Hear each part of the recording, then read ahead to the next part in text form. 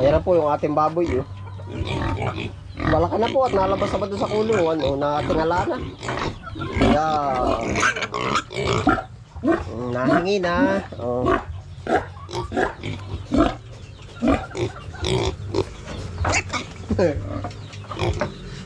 Ate po huhugasan at papaisnakin. Ito pa po yung iba. Oh. Yan, nakahiwalay po ito eh.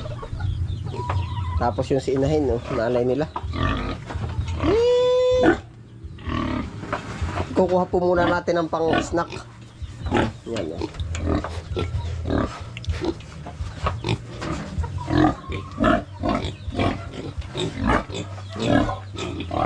Dating mga biig, o tama po. Nilinisan po natin. Po, ngayon po ay gawa natin doon po sa mga nare-reject po ba nating gulay, kasi yun po naman talaga ang pinaka ano ko dito sa ating bukid ay yung walang masasayang po ba, yung pwedeng ipamigay, tapos yung talagang halos yung hindi na gaanong mapapakinabangan para mapakinabangan uli. Kumbaga ba, yung pwedeng sanang itatapon na ay pwede pa naman pala sa baboy or sa mga alagain, ay kumbaga yun po ating inire-recycle para makatipid at mapakinabangan pa. O, yun po ang kahit po kumbaga sa maliit na part, yun po yung pinaka gusto kong mangyari po dito sa bukid. O, kung tutuusin nga ho at kakayanin din natin ng kapital ay yung mga damo natin na pwede pang pakinabangan, pwede sana talaga sa baka. Kaso syempre basta po sana lang po dumating din yung time na andyan na yun. O, ngayon po, ang gagawin po natin, yung mga tira-tira dito na reject, yung po na iba na ipamigay na rin natin, ay ngayon naman, pambaboy naman. Oh. Yan, ito po. Oh. Mga reject na talaga ho. Ito, oh. Atin pong i-harvest. Ayan. Tanggalin lang po natin yung ugat. Oh. Ugat lang po ang matatanggal.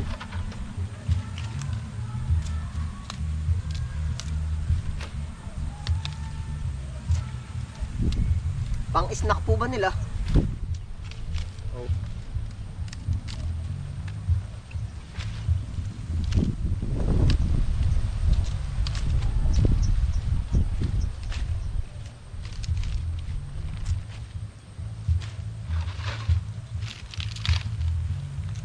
Mapapakinabangan pa po. Oh. Yan. Oh. Talagang isang baboy, isang ganaray. Nalagi-lagi take. Aho. Oh. Yan. Maganda po, malaking tulong po para sa akin. Kumbaga nasa-cycle nga po. Opo. Ayan ho.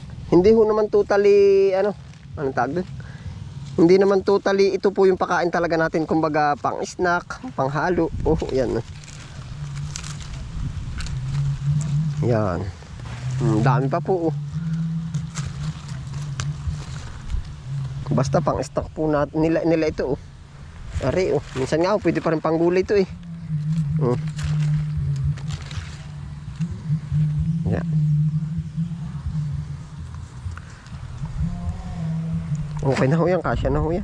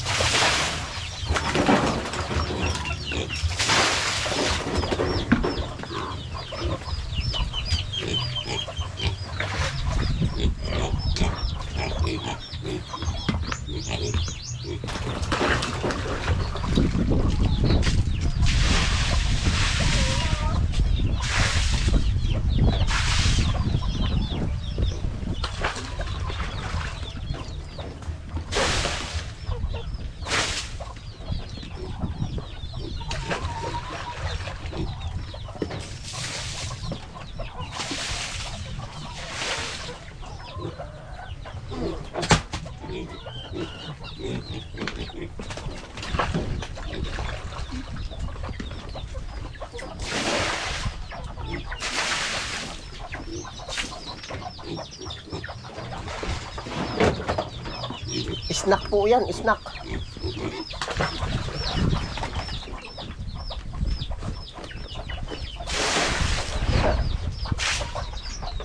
Panalo yung tubig, malakas po yung pagkakaimpak. Oh, inahin. Iyo, sa iyo.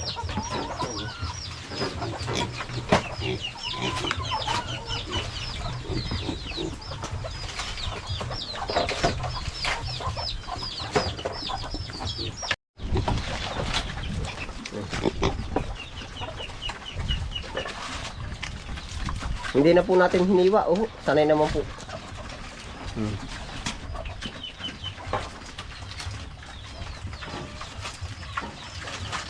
Maganda po, napapakanabangan pa.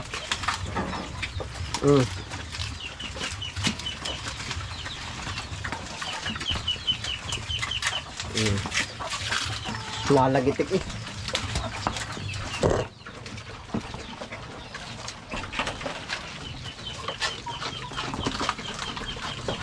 May ampalaya pa dun sa gilid.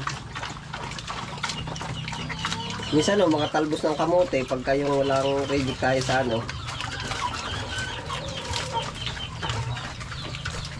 isa pong nakakatuwa at gawa ng yung baboy ba natin ay sila na yung kumakain ng gulay para sa atin.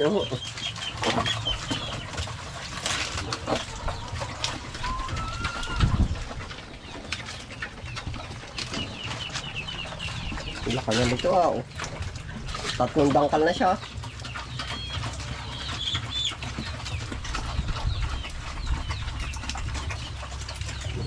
Tatlong dangkal na ho.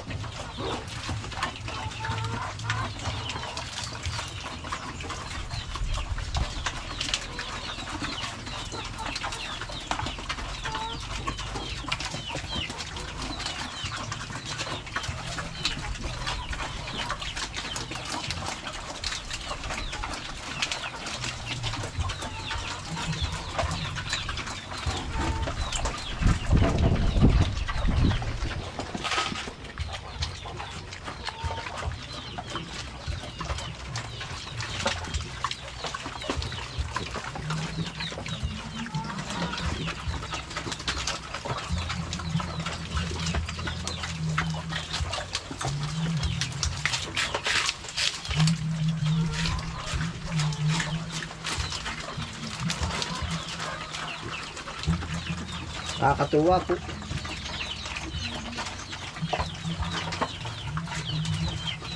Yan na po ang update sa ating alagain po.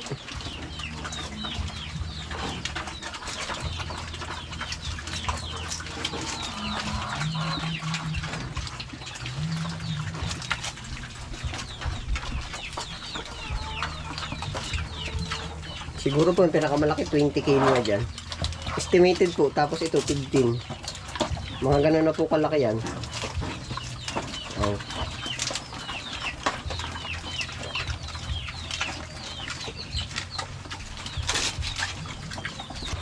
Dito tayo sa kabila. Yan, dalawa to. Ito ang pinakamalaki. Ito, nagulat tuloy. Hindi. Nagulat. May ampalaya pa nga po dun sa gilid. Kain na, dali. Yan, ang gulat.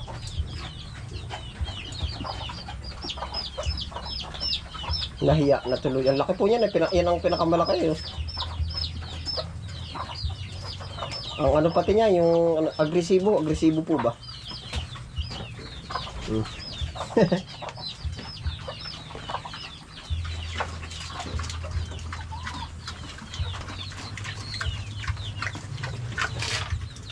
Ayun po, salamat po sa inyong pagsama na po, update sa ating baboy. Yan, para po wala nang masasayang, ay di ganun nga po ating ginagawa. Yan, ingat po ang lahat. Happy lang po. Bye.